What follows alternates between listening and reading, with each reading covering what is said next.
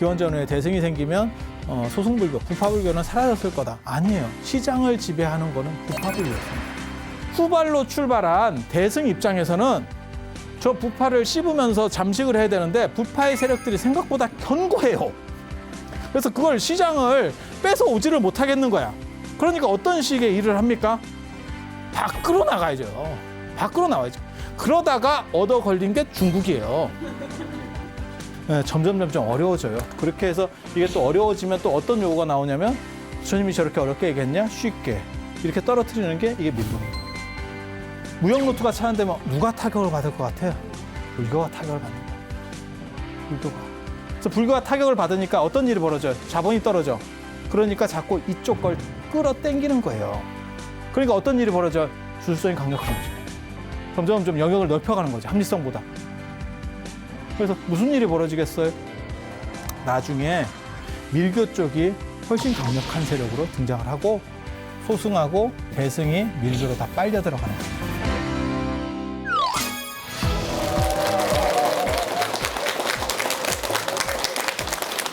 자, 안녕하세요. 인류 역사상 가장 위대한 여정 붓다로드가 벌써 시작한 지 1년이 됐습니다. 그래서 1년을 끝으로 막을 내리는 게 아니고 인도 편이 끝날 것 같은 그런 느낌이 듭니다. 원래 이게 붓다로드라고 하는 게 부처님의 어떤 불교사의 길을 따라서 이렇게 가는 거고 지금 2500년부터 지금 1200년까지 그러니까는 얼마 정도 오는 거예요. 오늘 이제 1200년까지 갈 거거든요. 1200년이 중요한 건 뭐냐면 1203년에 비크라마실라 사원이 파괴되면서 인도 불교가 끝나게 되는 거예요. 그래서 2500년 전부터 치면 글쎄 한 2300년 정도, 아니 그 1300년 정도에 해당하는 기간을 내려온 겁니다. 그리고 그 뒷부분은 훨씬 어떻게 보면 더 빨리 갈 수도 있는, 물론 이제 중국에서 제가 어떻게 가느냐에 따라 달렸겠죠. 그리고 오늘 말씀드릴 부분, 그 다음에 내일 말씀드릴 부분까지는 다음 시간까지는 굉장히 중요한 얘기예요. 불교가 어떻게 인도에서 사라졌는가. 인도 이 불교가 특징이 뭐냐면 불교의 가장 큰 특징이 본토에서 사라졌다는 거예요. 그러니까 인도 문화권이라고 할 수 있는 동남아시아나 아니면 서남아시아 쪽, 그러니까 뭐 스리랑카나 태국, 미얀마, 라오스, 캄보디아 같은 데 불교가 있고 그 다음에 동북아시아, 중국, 우리나라, 그 다음에 일본, 뭐 베트남, 뭐 이런 데 다 불교가 있는데도 불구하고 실제로 본토에서 사라지게 되는, 그건 굉장히 특이한 문제거든요. 그래서 특히 동남아시아 같은 경우는 인도 문화권이에요. 전형적인 인도 문화권이거든요. 그렇다 보니까 인도적인 부분을 가지고도 충분히 먹힐 수 있어요. 하지만 동아시아에서 먹힌다는 거는 굉장히 특이한 겁니다. 특히 나중에 이제 중국 얘기할 때 다시 해드리겠지만 중국을 문화의 용광로라고 하거든요. 그래서 중국에 들어와서는 모든 외래 문화는 사라집니다. 용광로에 들어가면 다 녹아 없어지듯이 전부 사라지고 유일하게 두 가지만 성공했다라고 얘기가 되거든요. 그게 하나가 불교고 하나가 공산주의예요. 근데 공산주의는 아직 들어온 지가 얼마 안 돼서 중국 역사가 워낙 길기 때문에 지금 이런 식으로다가 흐지부지 하다가 나중에 없어지게 되면 점을 못 찍고 끝납니다. 근데 불교는 실제로 엄청난 역할들을 했고 실제로 한 1000년 정도는 지배 이데올로기, 중심 사상이었어요. 그래서 어떻게 이렇게 될 수가 있었을까에 대한 거죠. 그래서 남의 집 안방을 뺏고 자기 집 안방은 뺏기고, 그리고 또 이 문제 때문에 무슨 일이 벌어지냐면 종갓집이 없는 거예요. 인도에 불교가 사라졌기 때문에 종갓집이 없는 거예요. 그러니까 지차들이, 장남이 없으니까 지차들이 전부 자기가 종가래. 종가래. 그래서 남방 불교에서는 남방 불교가 종가래. 티베트 불교는 티베트 불교가 종가래. 중국 불교는 중국 불교가 종가래. 굉장히 재밌는 거죠. 원래 장남이 살았으면 이건 깜도 안 되는 원래대로 하면 그런 건데 종손이 죽어버리니까 다 이제 밑에 있다가 제가 아닐까요? 다음은 저 아닙니까? 이렇게 지금 나오는 상황들이거든요. 그런데 그냥 까놓고 얘기하면 진짜 정통은 인도에 있었겠죠. 인도에 있었겠죠. 그래서 이분들은 또 왜 이런 주장들을 하게 되는지에 대한 이야기들도 조금씩 해드릴 거예요. 그래서 굉장히 특이한 전환기적인 부분들을 지금 다루게 될 겁니다. 그래서 이와 관련해서 먼저 지금 언급해 드려야 될 게 왜 힌두교는 사라지지 않고 불교만 사라졌느냐에 대한 것도 얘기를 해야 돼요. 흔히 불교가 인도에서 사라지게 되는 거를 이슬람이 침략해서 그렇대요. 그리고 인도의 마지막 왕조는 영국 지배 이전에 마지막 왕조는 무굴 제국입니다. 그 이슬람 왕조입니다. 이슬람 왕조. 그러면 하나가 사라질 거면 불교가 사라질 거면 힌두교도 사라져야 되는 거 아니에요? 근데 힌두교가 지금 아시는지 모르겠는데 세계 종교 인구 비율로는 불교보다 많습니다. 9억이에요. 9억. 그리고 인도가 많이 줄어들었습니다. 중국도 많이 줄어들었고요. 국토가 중국이 근세에 들어가지고 많이 줄어들었습니다. 영토가. 그래서 아시는지 모르겠는데 우리나라가 원래는 중국하고 다 국경이 있었지 러시아 국경 없었습니다. 근데 최근에 러시아한테 다 뺏긴 거죠. 그래서 아니죠. 북한 얘기하는 거예요. 북한 쪽에 가면 러시아랑 국경을 대고 있죠. 그래서 중국도 많이 뺏겼고 인도도 많이 뺏겼어요. 그리고 인도는 이제 독립도 나중에 했었죠. 그게 뭐냐면 인도가 마지막에 독립할 때, 영국으로 독립할 때 힌두들이 이슬람을 밀어낸 거죠. 그래서 이슬람이 이쪽으로 가서 이쪽에 파키스탄, 이쪽에 방글라데시. 파키스탄도 1억이 넘는 나라입니다. 그러니까 이슬람들을 다 밀어붙여서, 그러니까 저쪽은 이슬람의 농도가 굉장히 짙은 나라. 이게 이슬람의 천국이라는 뜻입니다. 그래서 여기 이슬람, 이쪽에 동쪽에 동파키스탄이라고 하는 게 방글라데시인데 이쪽에도 이슬람. 그렇게 해서 다 밀어냈는데도 여기에도 아직도 이슬람이 많이 남아 있어요.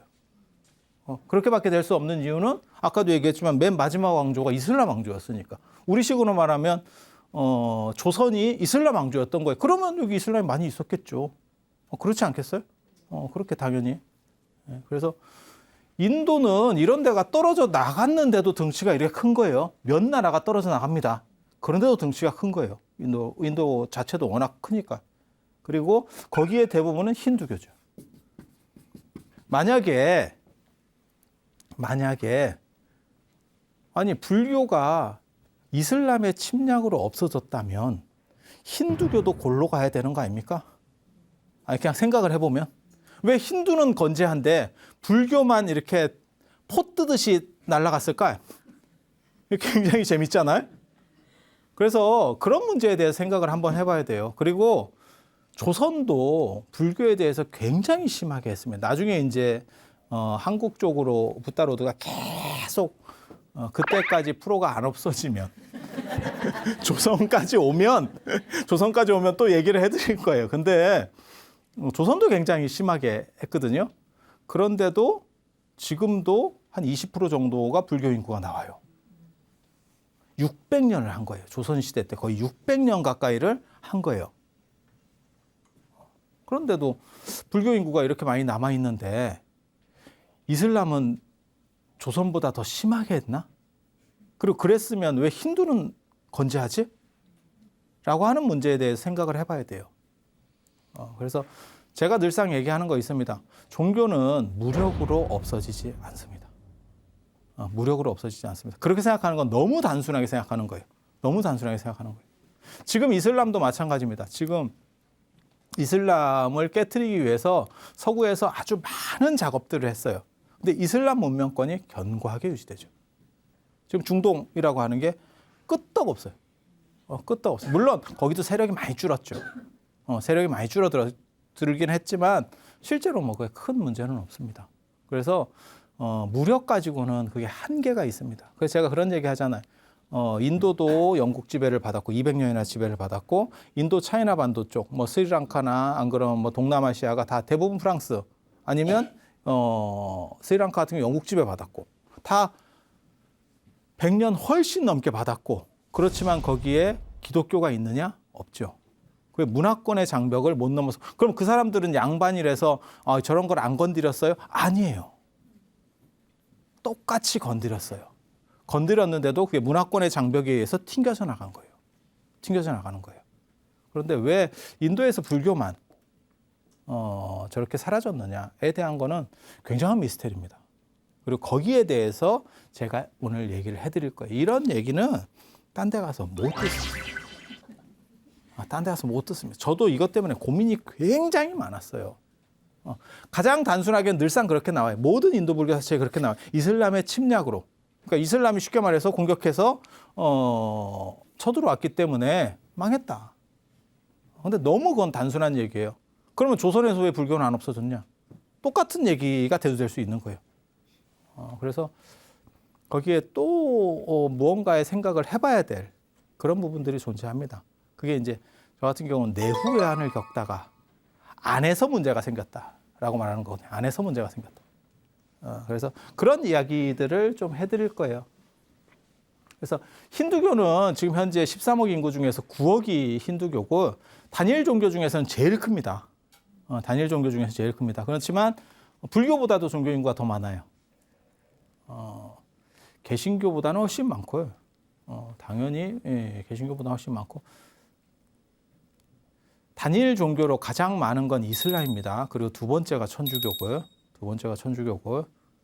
그리고 저 정도면 세 번째 아니면 천주교랑 거의 비슷한 정도까지 올라갈 겁니다. 그 정도로 강해요. 그런데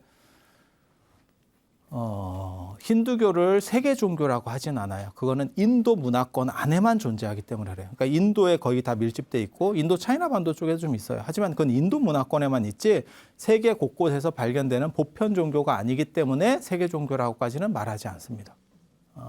그래서 그런 차이점이 있다라는 것을 알아두시고 불교와 힌두교의 차이점에 대해서 이해를 해야 돼요.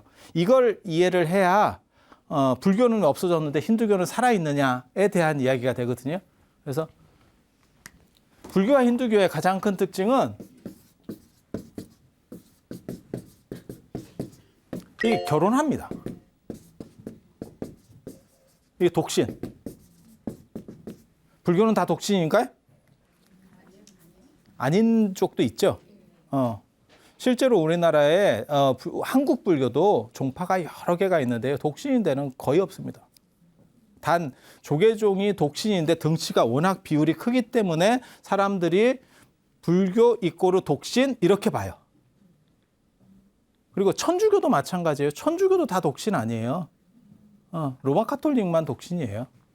뭐 성공회라든지 이런 데는 독신 아닙니다. 독신 아닙니다.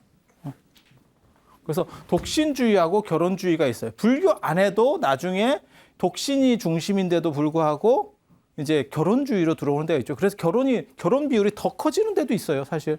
그게 일본 불교, 티베트 불교.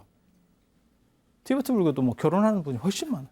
요즘은 상대적으로 결혼하지 못하는, 독신 비율이 티베트 불교는 늘어나요. 왜냐하면 나라를 뺏기고 유랑하다 보니까 결혼할 만한 조건 자체가 안 만들어집니다. 그래서 그런 정도 생각하시면 되고, 여기에 지지 기반은 누구냐면, 지지 기반은 상업입니다. 그리고 얘네는 유목하고 나중에는 농업이에요.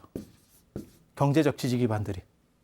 이쪽은 상업이고, 그리고 또 한 가지 특징이, 불교의 특징은 신분제를 인정하지 않아요. 그러니까 태어난 후에 그 사람이 어떻게 했느냐를 중심으로 평가를 하지, 태어나면서부터 가졌던 조건, 그러니까 신분제를 인정하지 않는다는 게 나중에 무엇까지 가냐면 성차별도 없다라는 쪽까지 가요. 그러니까 모든 태생적인 차별에 대해서 부정한다. 그 사람이 노력한 것만 갖고 보겠다. 상당히 합리적이죠. 그러니까 어떤 사람은 되게 이쁘게 김태희 같이 태어날 수도 있고, 어떤 사람은 여행 여러 번 같이 태어날 수도 있고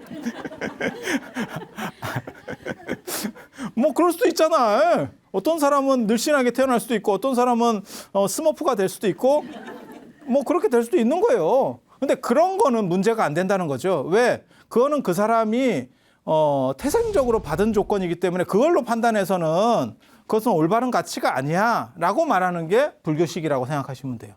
모든 그런 걸 떠나서 그 사람이 어떻게 노력했고 어떻게 삶을 살았는지만 가지고 판단해. 굉장히 합리적이죠. 굉장히 합리적이에요. 이에 비해서 힌두교는 신분제죠. 여러분 어때요? 신분제 이게 더 맞는 것 같아요? 이게 더 맞는 것 같아요? 신분제 문제만 놓으면. 그죠? 근데 저게 철저하게 현대적 인식이에요. 옛날 사람들은 저거 별로 안 좋아합니다. 조선시대 때 저 얘기 하잖아요. 신분제를 없애십다. 기득권들의 힘이 소수인데도 엄청 큰 거예요.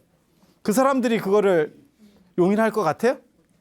지금도 비슷해요. 지금은 신분제가 아니지만 자본주의이기 때문에 아시는지 모르겠지만 자본주의 사회가 지금 거의 종국으로 가면서 어떤 일이 벌어지냐면 빈익빈 부익부가 더 심화되거든요. 그러니까 0.01% 가진 사람이 전체 가진 사람보다 이제 더 많아질 거예요. 점점 그런 식으로 가는 거예요. 시대가. 그래서 있는 사람은 더 많아지고 없는 사람은 그 없는 것도 뺏기는 게 자본주의예요. 결국은 그렇게 돼요. 그러면 그 자본주의를 개혁합시다라고 말하면 될 것 같아요? 쉽지 않죠. 그 가진 사람의 소수인데도 불구하고 엄청난 힘이 있기 때문에 쉽지 않아요. 그래서 이런 걸 꼭 좋아한다고 생각하지 마세요. 이거 합리적인 거는 맞아요. 합리적인 건 맞고 누구나 이걸 인정할 수는 있지만 사람들은 이렇게 판단 안 해요. 대부분 이렇게 판단해요. 여러분도 비슷한 판단을 합니다. 어떤 판단을 하냐면 자식하고 얽혔을 때. 남의 자식이 내 자식보다 공부를 잘해. 그러면 제가 더 좋은 직장에 들어가야 돼? 아니야. 내 자식은 내가 어떻게 해서든지 뭔가를 이렇게 만들려고 노력해. 왜? 내 자식이니까. 그 생각이 있지 않아요? 그게 없으면 맹자식으로 말하면 뭐냐면 중국에도 저런 식으로 얘기한 사람이 있어요. 그냥 평등하게 내 자식과 남의 자식을 똑같이 대하자라고 평등하게. 그걸 묵자가 그런 주장을 했는데 맹자가 뭐라고 비판했냐면 지 자식과 남의 자식도 구분 못하고 지 부모와 남의 부모도 구분 못하는 놈 이렇게 비판했다고. 어떻게 네 부모하고 남의 부모가 똑같냐? 그러니까 이게 보편적으로만 놓고 합리적인 얘기만 하면 이게 100% 맞는데요. 이게 꼭 지지되느냐라고 하는 건 생각해 봐야 되는 문제예요. 여러분도 마찬가지예요. 뭐 수능 기도 뭐 이런 거 할 때도 딱 그런 거죠. 거기까지만. 그래서 이런 특징을 가지고 있고 이게 상업이 셀 때는 이쪽이 이쪽보다 경제력이 훨씬 좋습니다. 지금은 뭐 이게 압도적으로 세죠. 지금은 이게 압도적으로 세죠. 상업이라고 하는 게 무역까지 포함하는 상업이라고 보시면 돼요. 그러니까 이게 압도적으로 세죠. 지금은 이게 비교가 되겠어요? 우리나라 같으면 예를 들어서 이거에서 벌어서 정부에서 보존해서 이걸 좀씩 해주는 거잖아요. 현실이 그렇잖아요. 상업 중심이 됐으면 이게 훨씬 강력하긴 강력해요.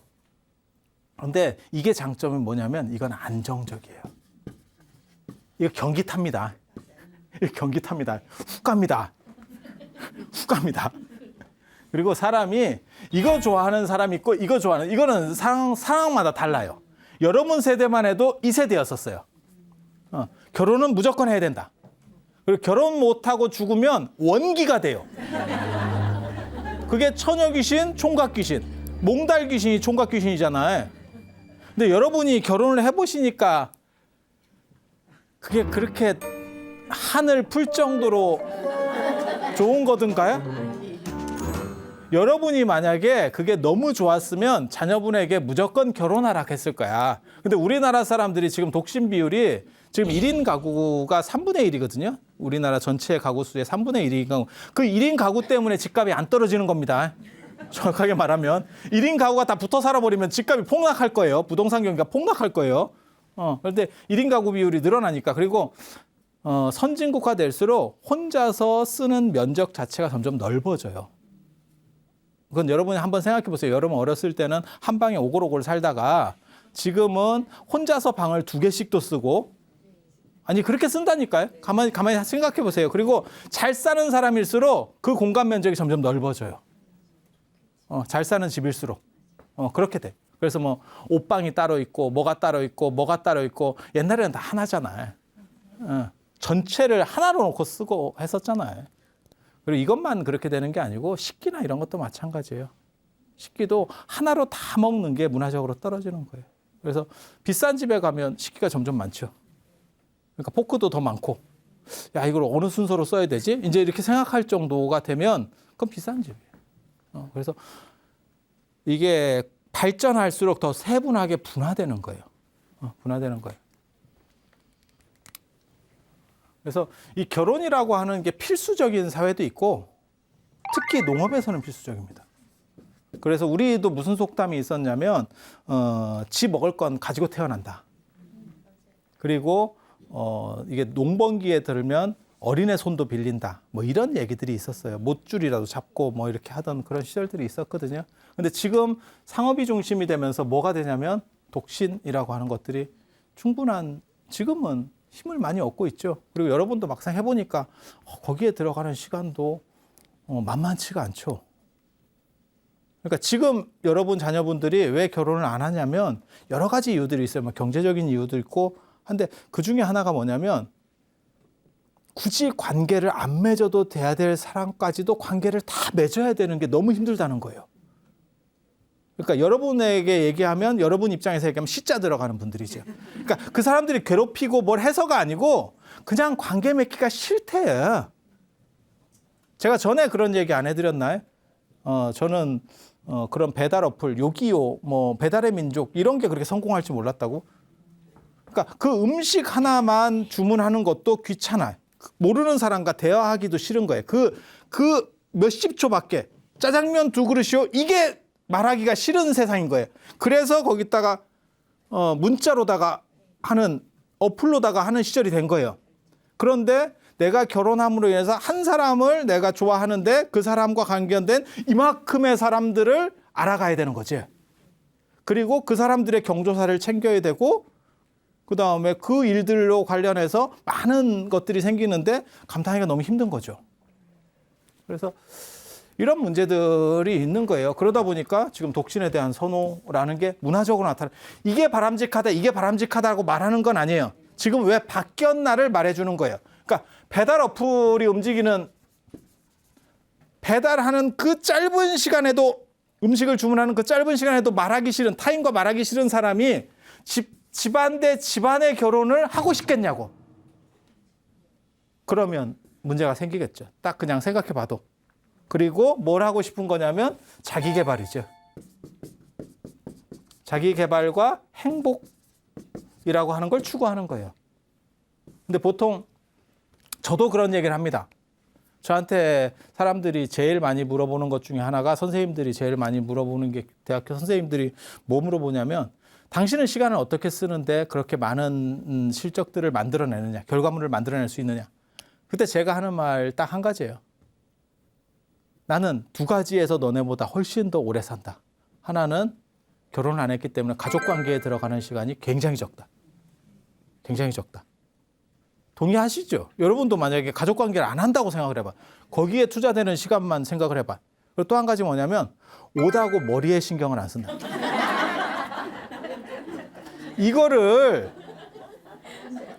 이게 해결이 되면요.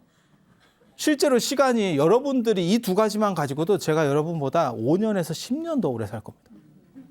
아니 진짜. 거기에 여러분들이 쓰는 시간을 총 합치면 이라는 얘기예요. 여자분들은 그 시간이 더 많습니다. 남자분들은 상대적으로 그나마 좀 적고 여자분들이 더 많아요. 그렇게 되는 거예요. 그래서 그렇잖아. 남자는 그냥 옷 입는 것만 해도 남자는 밖에 나가서 이렇게 자다가 5분 전에 일어나도 남자는 나와요. 여자는 나간다고 한 뒤로 1시간 뒤에. 그래 남편이 짜증이 나서 계속 얘기하잖아. 도대체 뭐 하는데? 그럼 입고 나갈 게 없다. 들고 나갈 게 없다. 뭐 이렇게. 뭐 그런 거 있어. 뭐 그렇다 치고 그 얘기 하려는 건 아니니까. 근데 인간에게는 이러한 속성도 있고 이러한 속성도 있는 거예요. 그래서 뭐 무슨 속담이 있냐면 결혼하는 사람들에게 무슨 속담이 있냐면 결혼은 해도 후회 안 해도 후회 라고 하는 게 있는 거예요. 해보니까 별일 없다. 옛날에 말하면 그거잖아요. 그 자유당 때 표잖아요. 바꿔봐도 별일 없다. 못 살겠다 바꿔보자. 이건 이쪽. 바꿔봐도 별일 없다. 이 2가지 속성이 인간에게 다 있어요.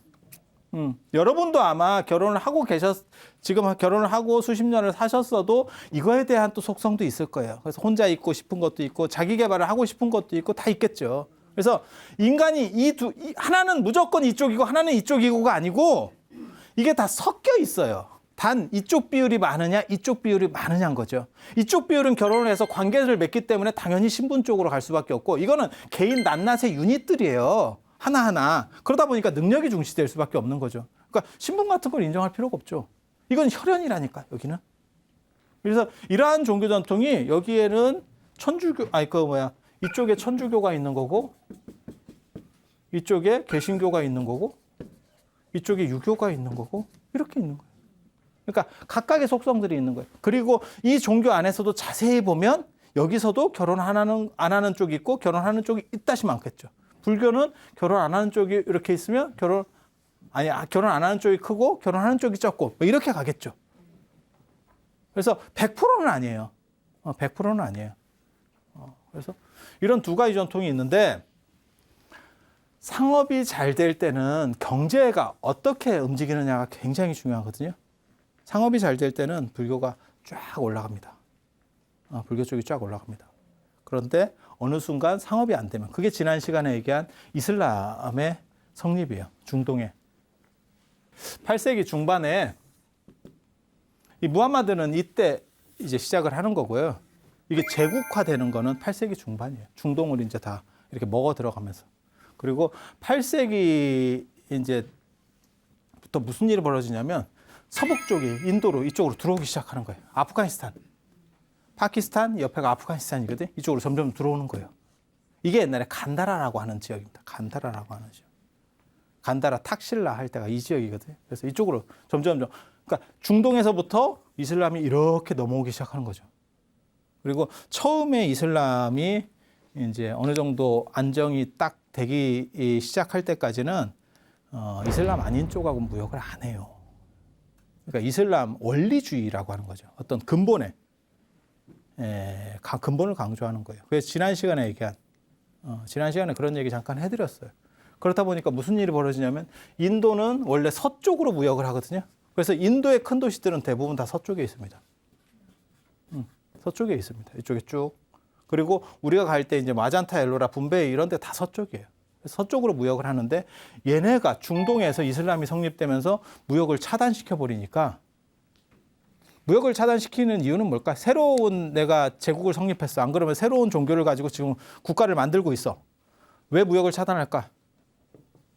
이유는 간단합니다. 외부 세력이 자꾸 들어오면 통제할 수가 없어요.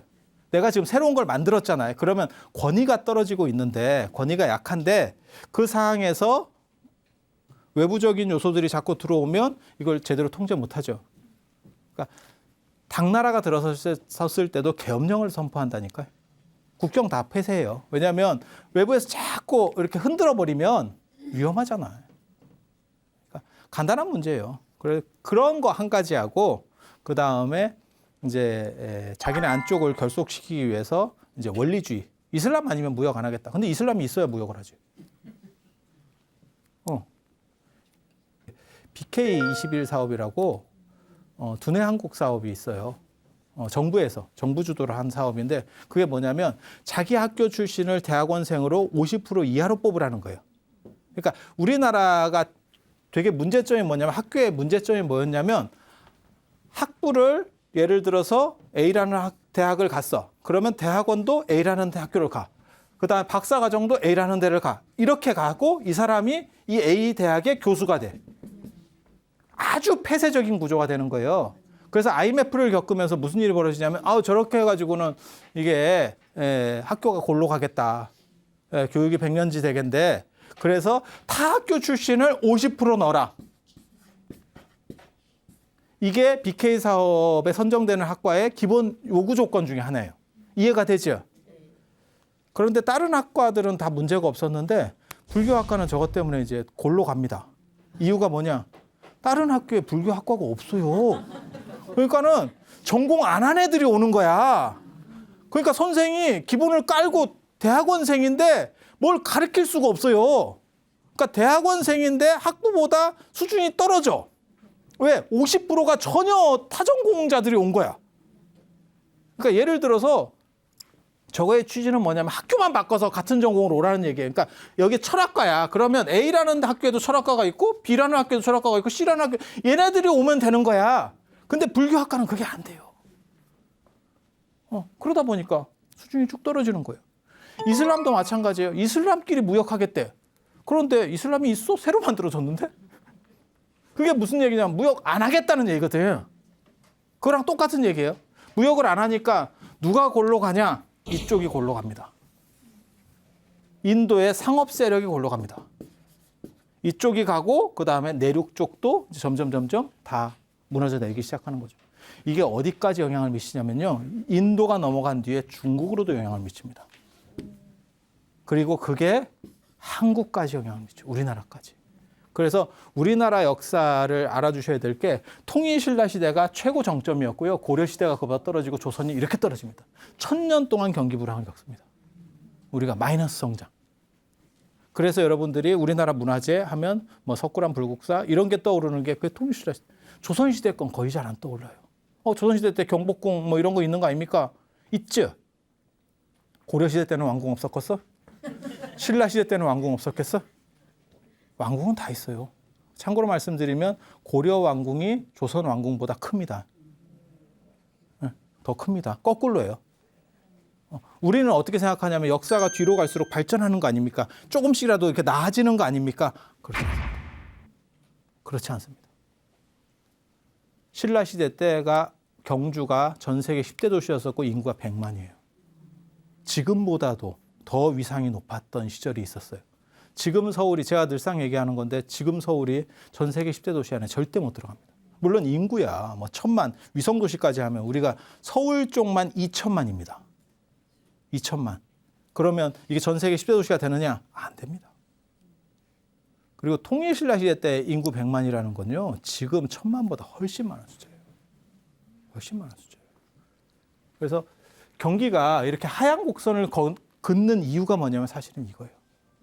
이게 인도에서 그러니까 중동에서 시작한 경제 위기가 인도를 덮치고 인도가 무너지고 난 뒤에 중국이 무너지기 시작하고 그 다음에 통일신라, 고려, 조선으로까지 영향을 미치게 되는 거예요. 그래서 동아시아가 농업주의로다가 바뀝니다. 당나라 때까지는 상업주의예요. 그런데 송나라부터 우리도 마찬가지예요. 고려 때까지는 상업주의예요. 송나라 때부터 중국은 바뀌기 시작하는 거고 우리는 고려 때부터 살살살 바뀌기 시작하고 조선 되면 농자 천하지 되면 농업주의로 바뀌게 되는 거예요. 농업주의 되면 경기 끝납니다. 경기 끝납니다. 그게 이슬람발 경제 위기예요. 1000년을 덮친 경제 위기. 그러면 인도는 어떻게 됐을까? 가장 먼저 문제가 벌어졌던 인도는 어떻게 됐을까? 인도는 아까 얘기했잖아요. 상업이 무너지고 이쪽이 올라가게 되는 거죠. 그 과정에서 불교가 이쪽의 영향을 받게 되는 거예요. 힌두의 영향을 받게 되는 거예요. 이게 밀교화라고 하는 겁니다. 밀교화. 그리고 이슬람이 그럼 계속 저런 기조를 유지했느냐? 그렇진 않아요. 이슬람도 나중에는 제국이 안정된 뒤에는 타종교라든지 안 그러면 타 문화에 대해서도 인정을 했어요. 근데 그거는 훨씬 뒤의 얘기고 그 초기에 몇백 년 동안 상업 세력들이 전 세계 상업 세력들이 이렇게 도미노 현상을 일으키면서 무너져요. 마치 최근으로 얘기하면 리만 브라더스 사태 아니면 미국의 대공황 뭐 이런 거 하나 터졌다고 생각하시면 돼요. 그러면 막 쓰나미로 해서 쫙 퍼져나가는 거죠. 그래서 예전에도 그렇게 연결돼 있었습니까? 예전에도 연결돼 있었어요. 농업의 특징이 뭐냐면 주술적입니다. 주술적. 농사가 잘 안 돼. 비가 적게 와. 그럼 뭘 해야 되냐? 그럼 비신에게 빌어야 되고 바람신에게 빌어야 되고 뭐 비가 안 오면 비를 많이 오게 해야 되고 비가 너무 많이 오면 비를 그만 오게 해야 되고 기청제를 지내야 되고 뭐 이렇게. 왜? 그거는 농사는 인간이 100% 컨트롤할 수 없어요. 물론 미래에 과학이 많이 발전하면 어떨지 모르겠지만 지금도 마찬가지예요. 컨트롤할 수 없습니다. 그래서 주술적일 수밖에 없어요. 상업은 주술적이지 않아요. 왜? 내가 이쪽으로 가니까 이쪽에 무역 잘한대. 그러면 루트를 바꾸는 거예요. 애플이 예를 들어서 액정을 일본에서 액정 패널을 샀어. 스마트폰. 이거보다 단가가 이쪽이 싼데? 그러면 옮기는 겁니다. 상업은 그런 거예요. 의리고 뭐고 없습니다. 이쪽이 제품이 질이 좋고 싸. 그럼 막바로 옮기는 거예요. 그럼 넘어가는 거고. 그러니까 상업은 합리성으로 따지는 거지 의리라는 게 필요가 없어요. 그에 비해서 농업이라고 하는 거는 반은 하늘만 쳐다보고 있을 수밖에 없는 그런 숙명적인 게 있어요. 그게 주술성입니다. 그래서 제사를 지내고 뭐 신에게 어떻게 하고 이런 속성이 강하고 그게 나중에 불교로 들어오는 게 밀교화예요. 그래서 제가 지난 시간에 그렇게 말씀드렸어요. 부파불교, 쉽게 말해 소승불교, 그리고 대승불교.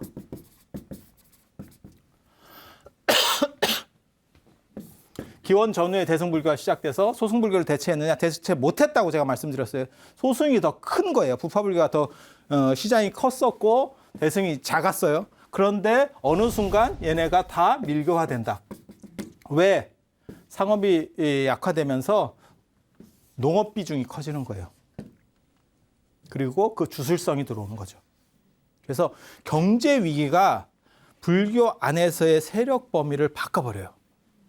그리고 이 밀교가 언제 시작이 되냐면 우밀이라 그래서 이나마 이거는 그냥 주술적 밀교고 어떤 의례적인 밀교예요. 그러니까 제사 중심적이거나 안 그러면 종교 의식 중심이거나 이런 것들이 강조되는 게 이런 밀교라고 보시면 돼요. 그게 언제냐? 7세기. 7세기. 무함마드가 움직이는 시기하고 거의 비슷하죠. 무함마드가 움직이는 시기가 비슷해요. 그러니까 살살살 변해가기 시작하는 거고, 그러니까 상업의 비중이 점점 낮아진다고 생각하시면 돼요. 그러니까 안 되니까 뭐 하냐면 농업 쪽으로다가 다 하고 있는 거예요, 불교가. 그 다음에 8세기가 되면 8세기에 지금 이슬람 왕조가 시작돼서 인도 보세요. 인도의 이슬람 왕조가 살살 시작돼서 10세기에 들어가면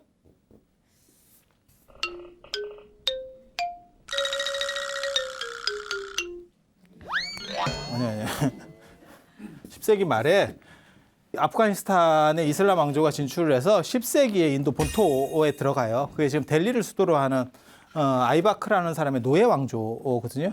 이게 노예 출신이었기 때문에 이 사람이 노예 왕조라 그래요. 그러니까 이슬람은 이게 굉장히 재밌는 게 임진왜란 때 도요토미 히데요시 알죠? 도요토미 히데요시가 뭐 한 사람이에요? 원래는 오다 노부나가의 어떻게 보면 충신이었죠.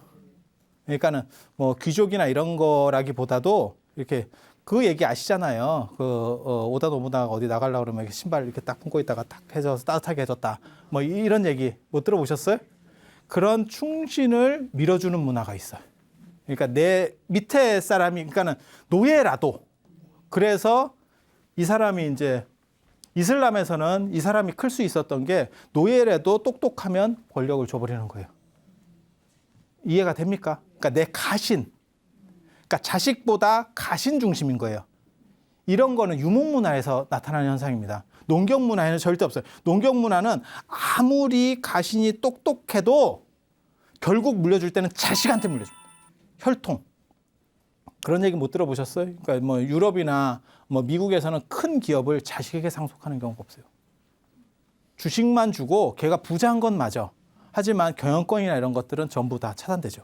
근데 우리는 주식 플러스 경영권까지 다 주는 거죠. 그래서 재벌이라고 하는 게 전 세계에서 아주 특징적인 문화고 그게 전 세계 용어에 등록이 돼 있는 거예요. 아주 굉장히 특이한 그런 부분이에요. 그래서 10세기 정도가 되면 인도의 델리에 아예 이 노예 왕조가 들어서요. 그게 1200년대. 이때 이제 불교가 끝나는 거거든요. 불교가 끝나는 시점이에요. 그래서 이슬람이 본격적으로 쳐들어올 때 인도 쪽으로 넘어올 때 그때 좌밀이라는 게 유행을 해요. 좌밀은 뭐냐면요. 성력 숭배 이게 그냥 얘기하기 좀 그래서 그냥 이렇게 써놓은 거예요. 여기서 가장 부정했던 게 사실 이거거든요. 이거거든요. 그리고 여기서는 결혼이니까 이게 정당한 결혼에서는 사실은 여러 명의 파트너가 있어서는 안 돼요. 근데 대부분 힘 있는 사람은 그렇게 했죠.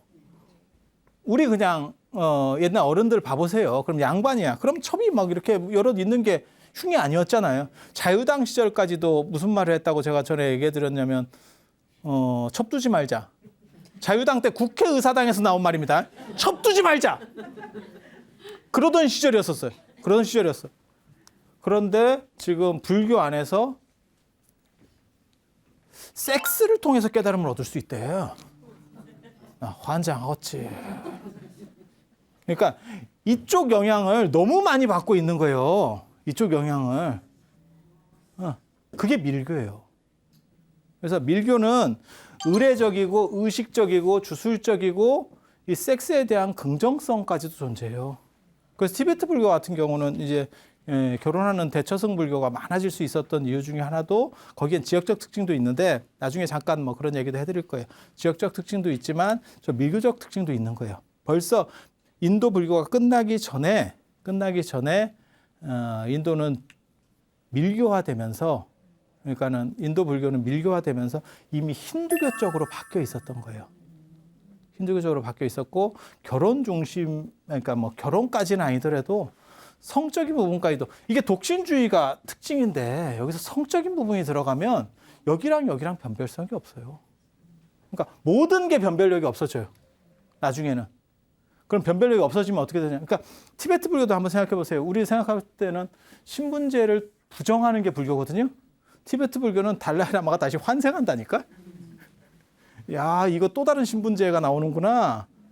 뭔가 생각이 다르구나. 이게 불교의 일반 코드하고는 또 다른 코드가 존재하는구나. 밑에 코드라고 생각하시면 돼요. 그러니까 이 두 가지만 사실 구분할 줄 알면 거의 개통이 머릿속에 쫙 잡힙니다. 그리고 이 두 흐름은 인류 역사상 언제나 대립하던 흐름이에요. 대립하던 흐름이에요. 그래서 불교가 사라지게 되는 가장 근본적인 이유는 내적인 힌두화라고 하는 거예요.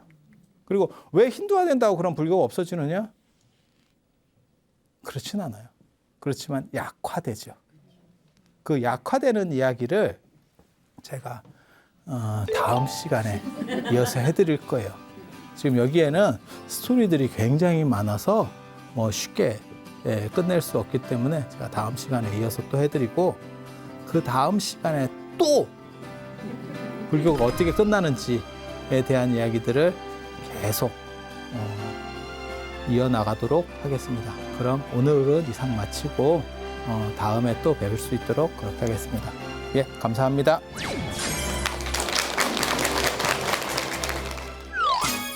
인도 불교라고 하는 것은 힌두교 안에 존재하다가 바라문교나 힌두교 안에 존재하고 있었던 이런 어떤 산맥이었고 결국은 그 안에 사라진 거다. 실제로 힌두 사원 안에 붓다가 모셔져 있는 데도 많이 있어요. 중도를 조금만 잘못 이해하면 어떤 식으로 되냐면 내로남불이 될 수가 있어요. 내가 하면 로맨스, 남이 하면 불륜. 이거 굉장히 많습니다. 바뀔 거면 완전히 바뀌던가 아니면 보수주의가 오히려 오래가요. 어정쩡하게 바뀌는 집단이 제일 훅 갑니다. 그러니까 아예 리드하면서 변화를 리드할 수 있는 집단이거나 아예 꼴통이거나 둘 중에 하나가 오래갑니다.